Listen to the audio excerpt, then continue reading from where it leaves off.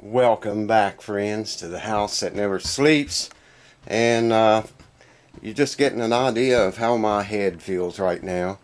My head's been spinning for a week. I've been sick as hell. Still am sick. Hold on a few minutes and I'll show you how come. I'll show you why. Hold on. You can see it's 10 degrees outside right now. The high today was 16. And it was -2 last night. 2 below. That always sounds like an instrument. She plays a tubalo. I know her. She's really good on a tubalo. What the hell's a tubalo?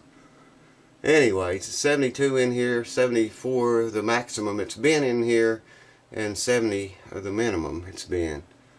And like I said, I'm sick, baby. I shouldn't even be making a video today, but I got to get some of this stuff fixed. I've been working out in that, and that's why I'm sick again. So let's get on that bass. So yeah, man, been sick, still sick. Got a terrible cold from working out in those conditions. I got these. We've been waiting on these for a long time. Finally got both of them. The right ones, and I've already determined the radius of this neck. It's a 7.25 radius, 7.25 inches, so we can get the right radius back here with these back here on the when we get those two new parts in. So hold on, let me open these things, get them tore out of the package. Check that out, man. All brand new and shiny. Let me zoom you in here a little bit. Yeah, we can go faster than that. There we go. So, let's get these puppies on there. Tonight, we're going to kick this bass ass. Can you dig it? Oh God, I'm sick, man. Sick city. Yeah, I gotta get a flat screwdriver that'll fit that. And of course I can't see it at the angle I am.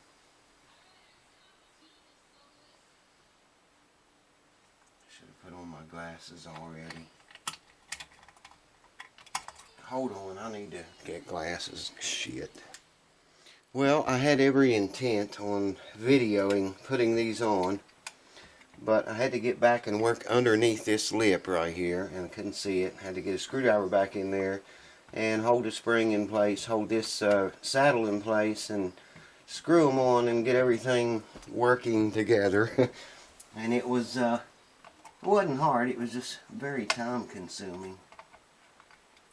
So now that we're about, I don't know, 20 minutes later, the saddles are on. And the next thing I'm going to do is put strings on it. I still got the nut loose, so we can, we got to set our nut action. We have to set the intonation. We got to set the, yeah, come on, zoom out.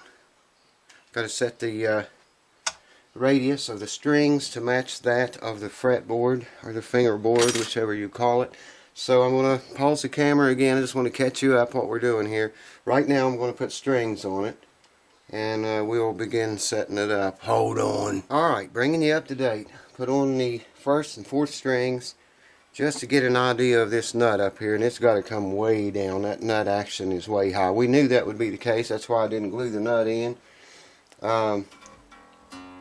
It's not even in tune. I just put the strings on it and tightened them up to get an idea up here. You can probably see that. It is really high up here at the nut. So we're going to kick this bass's ass tonight. So I'm going to pause the camera, take the nut out, set up the sand sucking device. I'm going to measure first how much I need to take off of it, and it's a lot. And then I'll bring you back when that's done, and we will set intonations, action, and all that crap. So just wanted to catch you up real quick, so hold on. I'm still sick, but we're going to do this thing, man. Going to beat this bass tonight. I don't know how well you're going to be able to see this, but I got my phone here. I got an app on there called the Tuner Lite, DATUNER LITE, Tuner Lite. It's the best tuning app I've seen for cell phone, and I checked it with my Peterson tuner.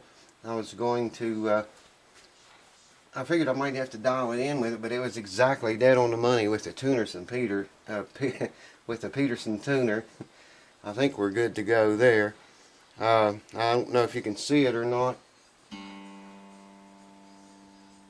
Maybe you can see that G. Anyways, I got the strings on it and I got it in tune, okay? Right now, what we're concerned with, very first thing, if I can find my, you never can find what you need, man. Son of a bitch, what'd I do with it? Fuck's sake. The first thing we want to do now that we have it in tune is check the radius of the strings. Now remember, we measured the fretboard already, and it's a 7.25, and we want to make sure these strings are exactly that, and they're not. The second and third strings needs to come up higher, so that's the first thing we're going to set. And then we'll deal with everything else. You probably can't see shit, but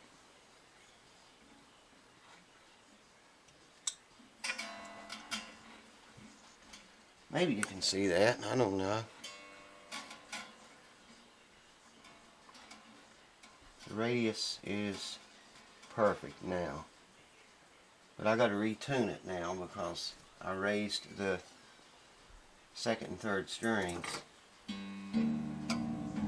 and it's a little out. So let me tune it back up, and I'll bring you back. We'll check the nut action and the neck relief, and then we'll start setting the action and plug it in and see what it's going to sound like.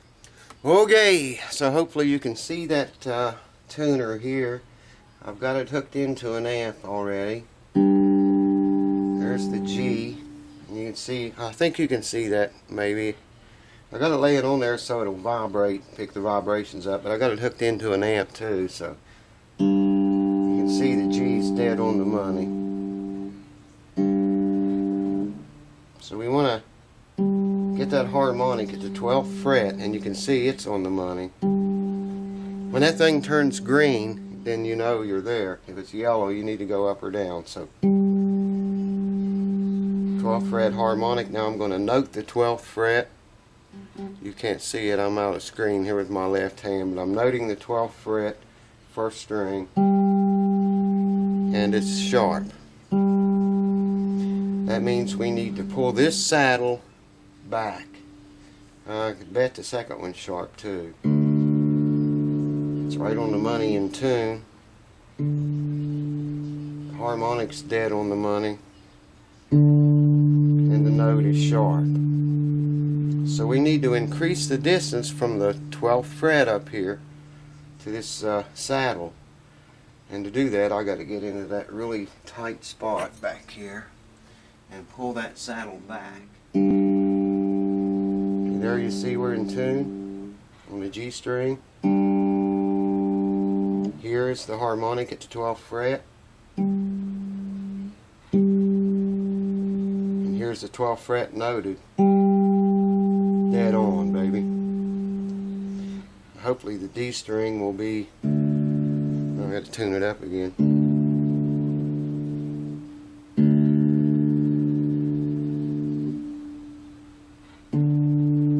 12th fret harmonic, 12th fret noted. Check it out. Dead on the money, honey. Alright, now we're going to have to move this saddle back, I'm pretty sure. Dead on the money. 12th fret harmonic. Dead on. Noted. You can see it's sharp. So we got to do the same thing with this saddle and pull it back. Okay, harmonic at 12th fret. It's good. Noted, 12th fret. And there's how you set your Intonation, folks, on a bass. It's a done deal. Let's check it all one more time real quick. G open. Here's the harmonic. And here is noted at the 12th fret. Dead on the money. D string open. Harmonic. And noted. You can see it's right exactly on. Okay, A string open. It's a little bit flat. Yeah, we went too far. Yeah, I did. Shit. There we go. Okay, the A string harmonic.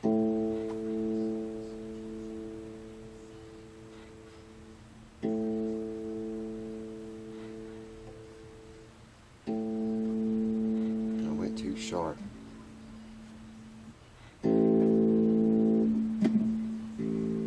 I'm just stretching the strings when you see me do that.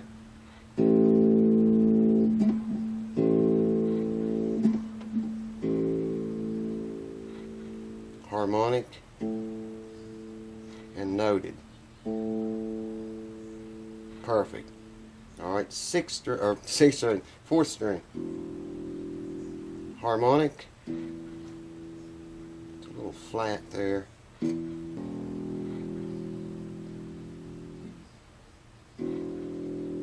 Okay, here's the harmonic. Dead on, as it should be. Here's the fourth string noted. And it's dead on the money, as you can see.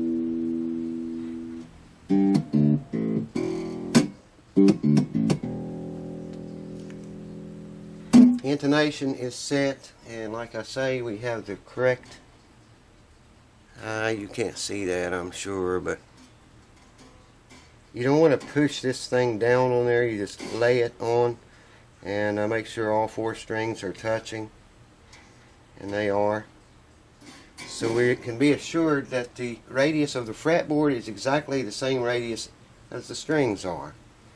So now we need to check nut action and neck relief. Hold on, I'll reset the camera and bring you back for that.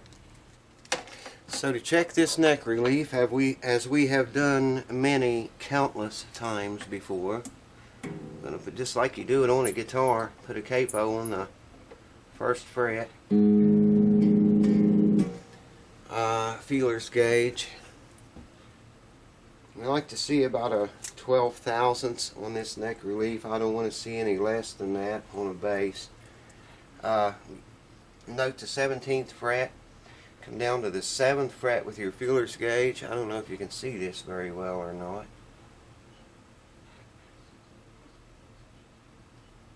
Check it out, man. I don't know if you can see it or not.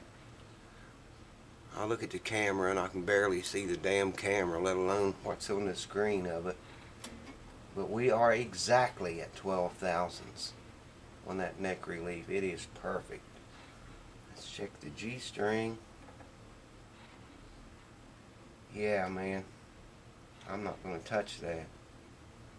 I never even checked the truss rod in this to see if it worked or not, but there's no need to, because it's dead on the money. If it's working, it's obviously set right. Probably set right from before. Oh God, I feel like dog shit, man. Alright, we're going to check the nut action now. I still got to take that nut out of there and glue it. If the nut action's right. And we like to see about around 18 or 20 thousandths on that. Let's see, a 10 and an 8. Like I say, I don't do that crap where you note the 3rd fret or the 2nd or whatever, however I used to do it. I don't even remember. I get the relief, the string action and everything set where I want it, and then just read the nut action. Let's see, what have I got? 10 and an 8. 18. I hope you can see that. It is dead on the money. Couldn't be any better.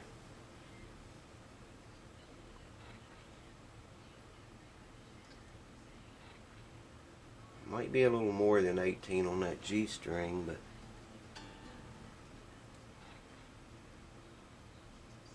yeah, it's probably closer to 20.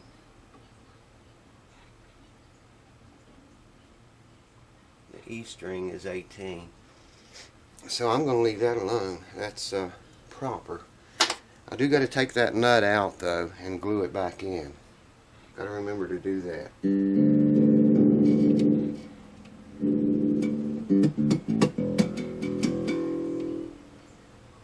Folks, we are, the only thing we got to do now is set the glue the nut in, I guess, but I'm going to play this thing first. So hold on, I'm going to reset one more time here. We'll see what this baby sounds like. Finally we get to hear it. Hold on.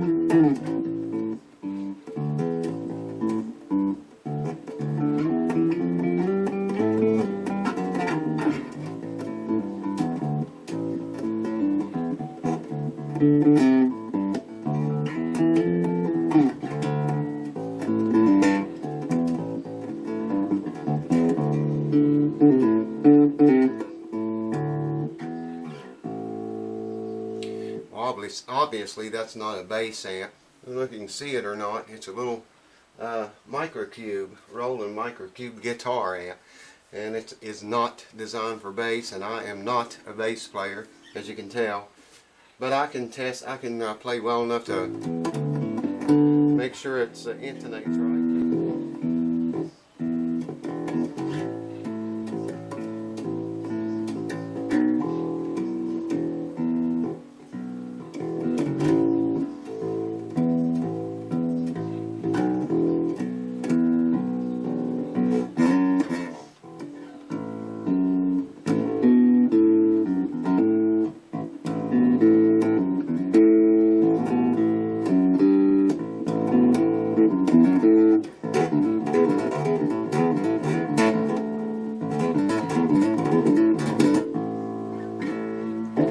Strings that I'm used to too. Playing guitar all the time, and then these are like bridge cables to me.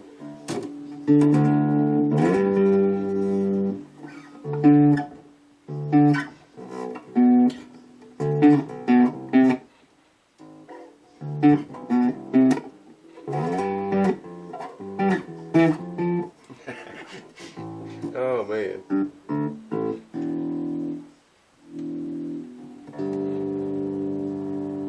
I can hear a little tiny bit of difference in that treble tone volume, but not very much. I don't know if the camera will get that or not.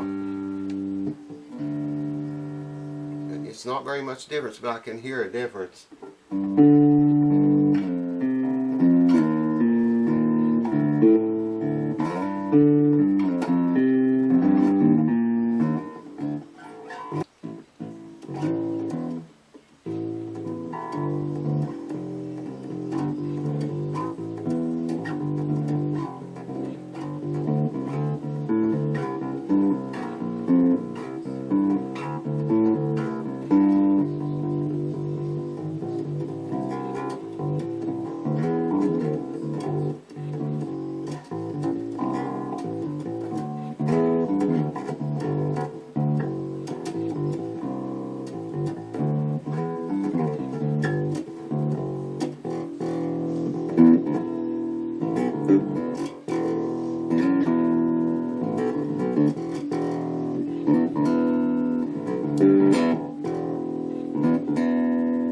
I'll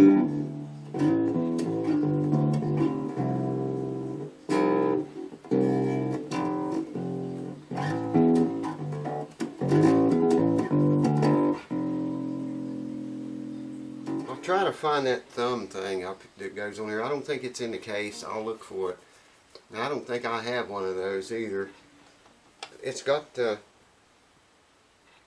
holes in the pick guard, but one of the holes has not even been drilled completely through, so I don't know if it ever had one or not. But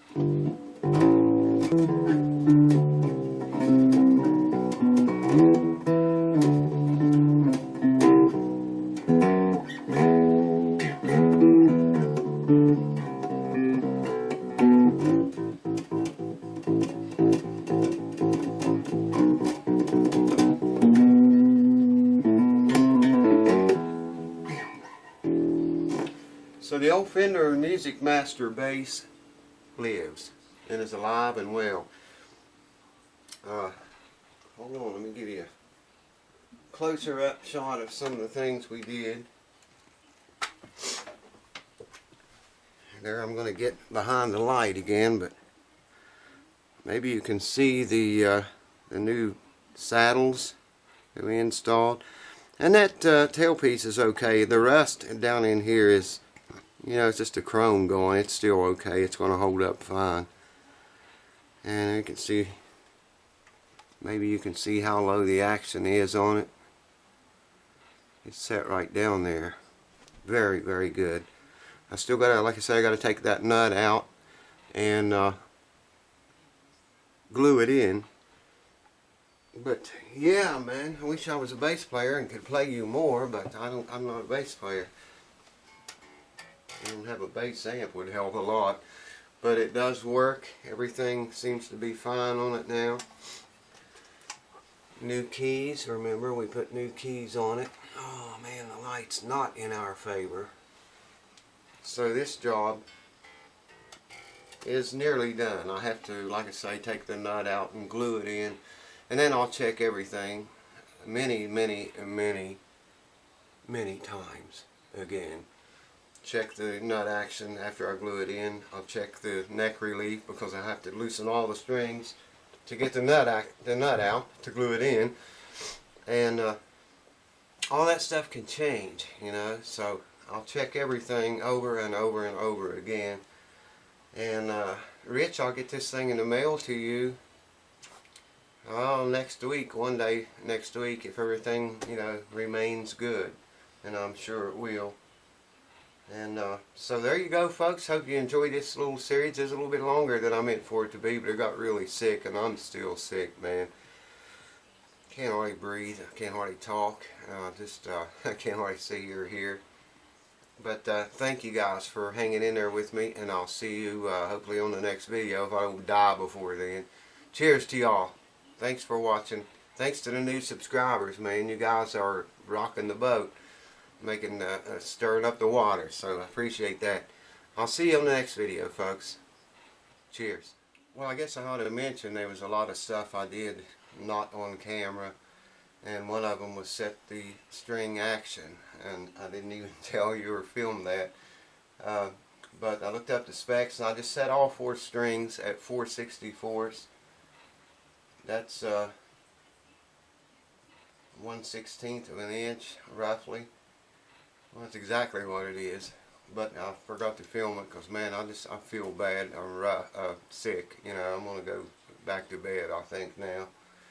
But I wanted to make mention of that. I did check it and set it, and that was, I should have showed you that on those new saddles. That was why I couldn't use the old saddles, because the string action screws are stuck. I mean, they will not move. They are rusted. And I didn't try heat. Someone suggested that.